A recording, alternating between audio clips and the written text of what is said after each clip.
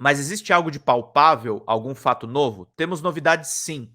Não tenho uma previsão de quando será divulgado, porque há coisas que eu faço questão de não saber, mas sim, as equipes me informaram que conseguiram avançar até onde não posso dizer, teremos que esperar, mas acredito que vamos chegar a uma solução do crime, sim. Olha aí o Dino otimista sobre o caso Marielle Franco. Mudando de assunto, como o crime organizado se entrelaça às atividades ilegais na região da Amazônia? Nós temos hoje, no Brasil, muito além das quadrilhas do tipo tradicional. Temos organizações de tipo mafioso, com face legal, operadas por empresas que estão em vários negócios visíveis, um prédio residencial, uma imobiliária, uma revenda de imóveis, etc. E ele também penetra na política. São organizações do tipo de máfia que se implantaram na Amazônia exatamente pela ausência estatal, entre os quais está o PCC. É o chamado narcogarimpo, uma atividade que demanda grandes investimentos, não é mais aquela imagem do garimpo da Serra Pelada, dos anos 1970 e 80. Desde os episódios do Vale do Javari, do assassinato do Dom Phillips e do Bruno Pereira, isso ficou bem evidente. Você tem organizações criminosas atuando na Amazônia em atividades aparentemente legais, como a venda de aviões, barco, comida, combustível e etc. É o avanço do narcogarimpo na prática. Como resolver isso? Há dois problemas muito fortes na Amazônia. Primeiro, há uma questão social, porque a Amazônia tem os piores indicativos sociais do Brasil. Você não enfrenta o narcogarimpo, o narcotráfico, a caça ilegal, a exploração ilegal de madeira e a pesca ilegal só com policiamento. Se você não melhora as condições sociais do povo amazônico, como você vai dizer para o cara, para ele deixar de ser soldado do narcogarimpo, ganhando R$ 3.000 por mês para oferecer um Bolsa Família de 700? O Bolsa Família é bom, mas apenas como incentivo para as condições brasileiras, claro. Em termos de incentivo econômico, é claro que ele se sente mais atraído pelo garimpo, porque não há alternativa. É necessário elevar as condições de vida do povo da Amazônia como uma prioridade brasileira relativa à proteção do meio ambiente. É cruzando a sustentabilidade ambiental com a sustentabilidade social. E o segundo problema é exatamente essa ampliação do poder bélico dessas quadrilhas criminosas. Isso realmente exige qualificação da presença estatal na Amazônia. Como o governo federal pode fortalecer as ações contra crimes ambientais na região? Formulamos um programa que apresentamos ao BNDES, uma proposta de estruturar o trabalho com policiamento ambiental na Amazônia e uma coordenação nacional, que hoje não existe. Inicialmente estamos dimensionando 1,3 bilhão de reais, porque com isso conseguiríamos implantar uma companhia de policiamento ambiental da Força Nacional numa cidade da Amazônia e ainda ser decidida e ainda sem efetivo fechado, mas certamente seria algo em torno de 1.000 policiais. Implantaríamos a companhia de policiamento ambiental da Força Nacional e daria para comprar equipamentos para, em cada estado, ter um pelotão dessa companhia, cada um com helicóptero efetivo, armamento e, portanto, uma coordenação regional. Também compraríamos equipamentos para a Polícia Federal e para a Polícia Rodoviária Federal. Nós já criamos a diretoria de Amazônia e Crimes Ambientais para a Polícia Federal. Foi uma das decisões mais certas que a gente tomou. Saímos de 2022 de algo em torno de 30 operações da Polícia Federal na Amazônia contra o garimpo ilegal para mais de 300 nesse ano. Em 5 meses destruímos mais de 300 garimpos, centenas de balsas e por aí vai. Hoje temos um delegado da Polícia Federal só dedicado ao combate aos crimes ambientais. Foi uma das decisões mais certas que a gente tomou.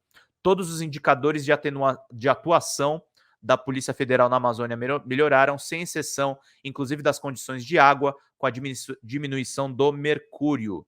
Mandem superchat, gente, muito importante aqui. Estamos repercutindo essa excelente entrevista da agência pública. Vamos seguindo aqui para todo mundo ficar muito bem informado, meus queridos. Quais os resultados das ações do Conselho Nacional da Amazônia, gerido no governo anterior pelo ex-vice-presidente e atual senador Hamilton Mourão? Não funcionou aquilo lá. Não funcionou porque, primeiro, parece que se gastou muito em GLO, Operações da Garantia de Lei e Ordem, sob o comando estritamente militar ambiental, eu acho. Mas não sei nem para onde foi esse dinheiro, para ser franco. Quer dizer, o Conselho da Amazônia, legal, o Senal, eu não sei como está hoje, não sei como ficou. Tinha aquela Operação Verde Brasil, uma GLO ambiental que realmente se gastou verba pública naquilo. Mas ficou algum legado? Não, não tem. Nem no campo político deles, dos bolsonaristas, eles acreditavam naquilo. Não havia articulação com os estados e nem comando político, que dizia o contrário da política ambiental. Toquem fogo, dizia matem, comprem armas. É claro que naquele ambiente, nem que ele, Hamilton Mourão, tivesse boa vontade, era impossível alguma coisa dar certo. Obrigado, Bernadette. Marielle, mais um toque, toque, toque próximo da porta do coisa e outras coisas virão. Só sossego com ele preso, com pena longa. Muito obrigado, Bernadette, que está se dedicando aqui e ajudando a Folha Democrata. Façam como ela e a gente pode repercutir aqui, e a gente pode repercutir para todo mundo ficar bem atentos.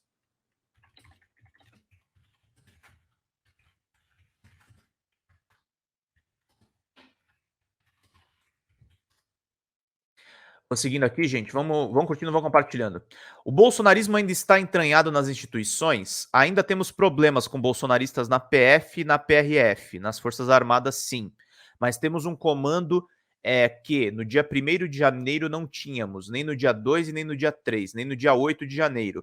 Quer dizer, fomos ocupando o comando das instituições, apesar das dificuldades, das resistências, ocupando uma cultura institucional, assim, de respeito das pessoas, e estamos avançando nesse caminho. No governo anterior, uma secretaria do Ministério da Justiça e Segurança Pública, a CEOP, foi acusada de espionar oponentes. O que o senhor encontrou nessa estrutura? O que chegou na minha mão antes do dia 8 de janeiro foi o relatório da PF, depois apareceram alguns órgãos regionais desse sistema de inteligência, que era a CEOP, a Secretaria de Operações Interligadas, hoje chamada de DIOP, Diretoria de Operações Integradas e Inteligência, que fica dentro da Senasp, a Secretaria Nacional de Segurança Pública. Eram alguns relatórios regionais do Norte e do Nordeste, falando em mobilizações, caravanas, acampamentos, etc. Hoje nós temos de ilegal a identificação daquele documento que levou à operação da Polícia Rodoviária Federal, no segundo turno, em regiões indicadas por pesquisas eleitorais como redutos do então candidato presidente Lula. Deixa eu pegar aqui só um pouquinho.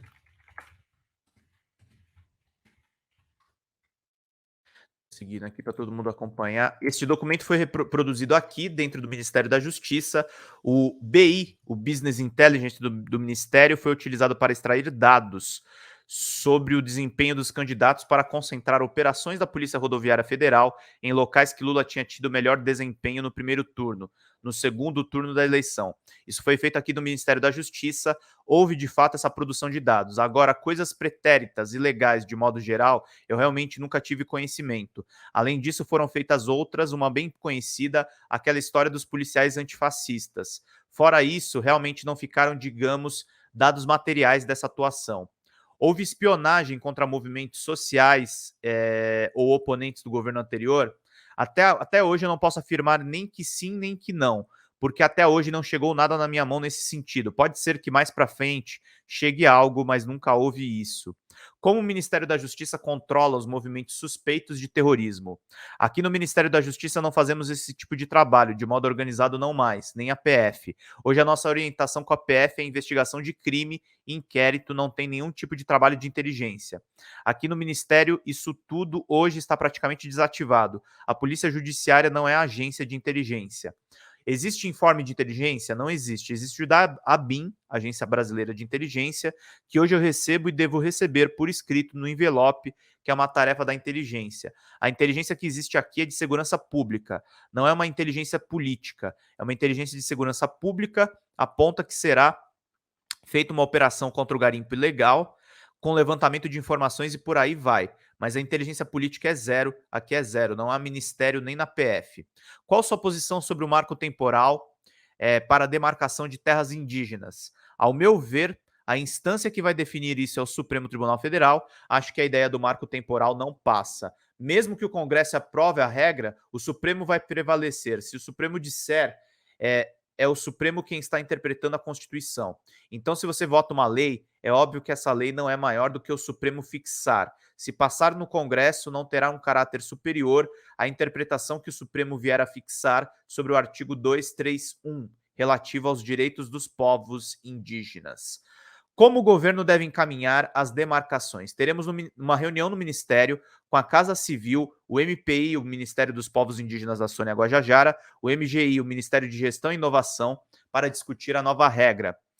Antes era aqui, depois passou para o MPI e agora veio a lei e voltou para cá, mas não queremos de forma alguma que o Ministério dos Povos Indígenas fique sem uma função no âmbito das demarcações. A ideia hoje vigente é criar uma espécie de portaria conjunta minha com o MPI, com a Casa Civil, eventualmente, que regule o processo de demarcação via FUNAI e MPI. Aqui fazemos uma análise da legalidade, da compatibilidade com os procedimentos legais e mandamos para o presidente Lula. A tendência é essa, conversamos bastante, eu e a Sônia Guajajara, não passa pela minha cabeça a ideia que o Ministério da Justiça esvaziará o Ministério dos Povos Indígenas. Por força de lei, por uma decisão do Congresso, participaremos também das demarcações, mas acredito que o nascimento dos processos de demarcação deve continuar no Ministério dos Povos originários, indígenas, né? O agro quer o marco temporal. Qual modelo de demarcação o senhor defende? Acho que o voto do ministro Alexandre de Moraes apresentou é um voto adequado, porque afasta o marco temporal. Ele diz que não existe esse marco de 88, mas ao mesmo tempo aponta caminhos intermediários, que adiantam algumas orientações, que me parecem razoáveis, porque é o cotejo dos direitos. Uma coisa é território da Amazônia, em que houve uma grilagem, outra, principalmente nas regiões sul e sudeste, são áreas ocupadas por cidades inteiras. Você vai remover essas cidades? Ele, o ministro Moraes, diz: não, pode haver algum tipo de compensação negociada, pactuada. Então, eu acho que é uma boa saída, justa, preserva também os direitos, que às vezes são centenários. Às vezes você tem pessoas cujas famílias estão morando na área originalmente indígena há 100, 200 anos. Então, não tem como retirar. Inclusive, o caso em julgamento no Supremo refere-se a pequenos agricultores de Santa Catarina contra a demanda dos indígenas Shockland. Então é isso, gente. Boa entrevista aí da agência pública.